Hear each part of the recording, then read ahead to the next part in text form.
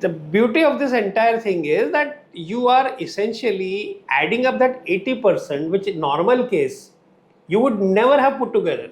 Correct. And but at 20% you are also acquiring the title. So it's a win-win in the sense that आपको title मिल गया. हाँ. To make that saving of that amount, you have an incentive, which is the house. Correct. है ना? तो या तो आप उसको भाड़े पे चढ़ा दोगे, रेंट आएगा, उसमें पीएमआई चुकाओगे, या खुद रहोगे, उसमें से ईएमआई चुकाओगे, आपका रेंटल बचेगा. It basically is being structured by keeping all these things in mind.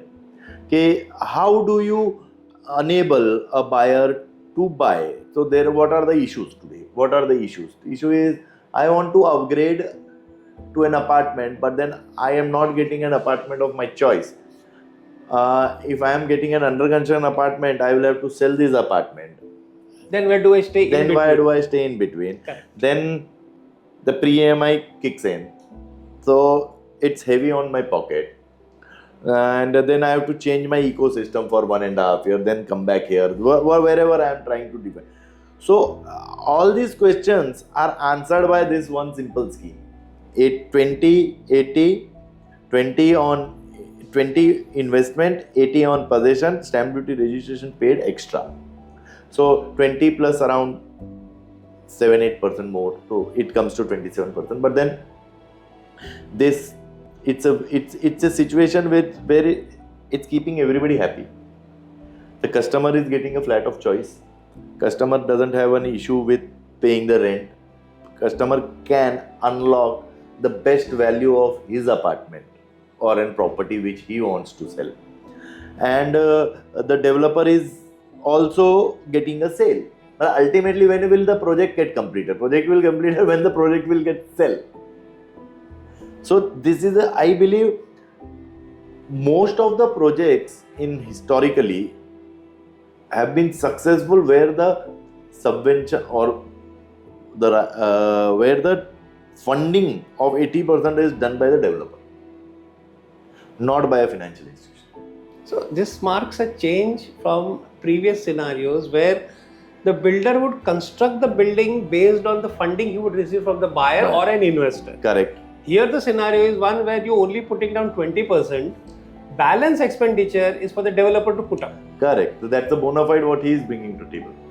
Which is where the issue of financial closure of all is sorts most important, comes into because being. everything, when you have all permissions in place and you have to just keep on constructing, that makes life easier. Your permissions might take time. Construction is not dependent on so many things. It can go on. You have to just cut the check, it will keep on. If you have to cut the check and it keeps on going.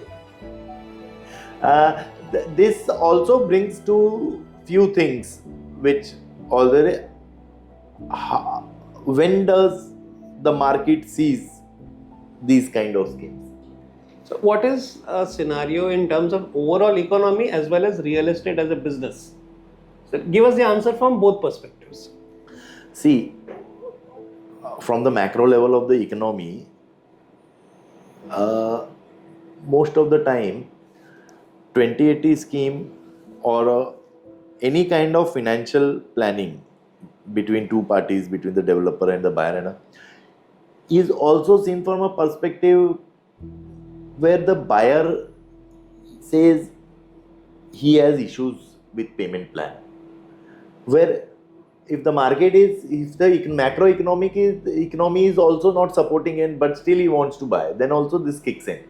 So either jobs में problem है, साल खत्म होने पे increments नहीं मिल रहे हैं, or if you are into business or you are self-employed person, you are not getting that sort of business revenue that you would have expected. Correct. So in that sort of scenario, this acts like a booster. This acts like a booster. This gives you a confidence to buy.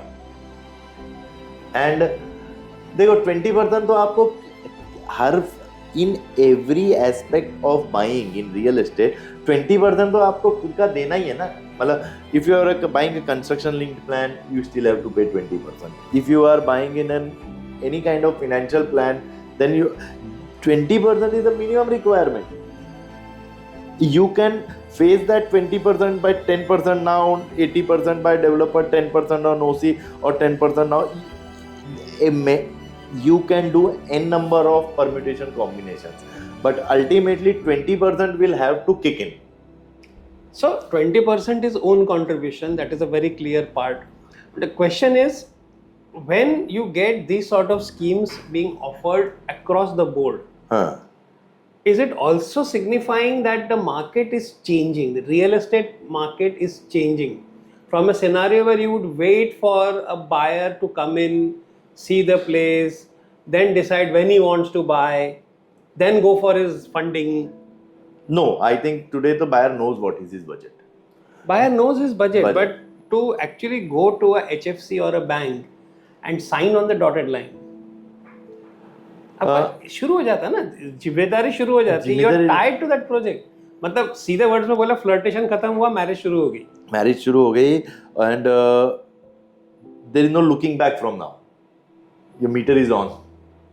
See, no, but meter is on. I'm interrupting you here. These kind of schemes are also prevalent when it comes, when these are needed. See, if I take you to a post-COVID level, post-COVID market was going through its own pace, and the demand-supply ratio was towards the supply side, not the demand side. And suddenly you have an event where everything stops, and when this everything opens, see, the construction never stopped in COVID.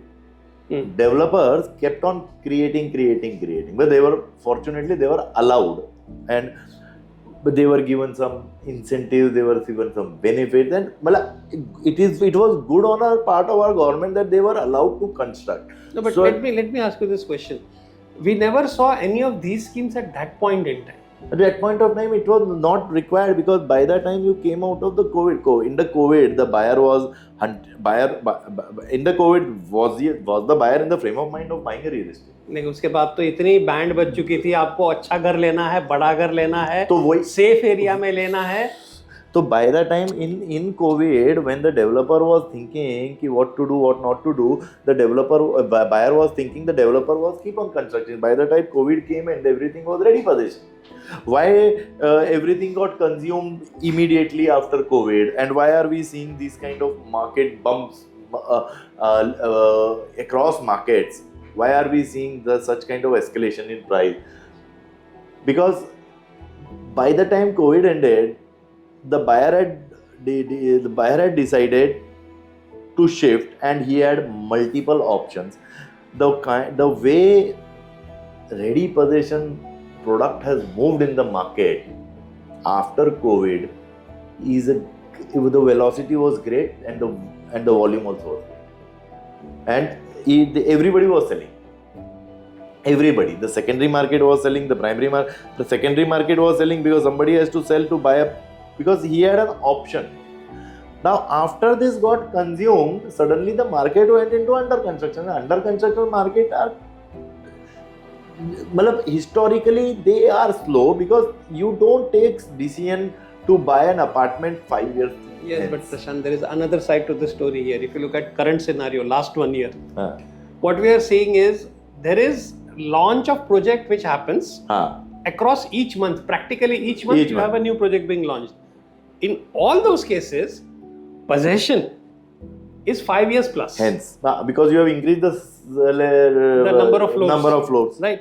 So, from a situation where till maybe a year and a half back, you are getting ready possession homes. Now, everything in the market is 5 years plus down the line. Because 5 years back, 2020 projects which got, say suppose the project which got launched in 2019-18 and was due in 3 or 4 years, got stuck because of COVID. That came for possession. When they came for possession, everything got sold. That cycle got over. Then the new cycle is coming. So essentially, COVID created a scenario in which the unsold inventory prior to COVID suddenly became history. Absolutely absorbed.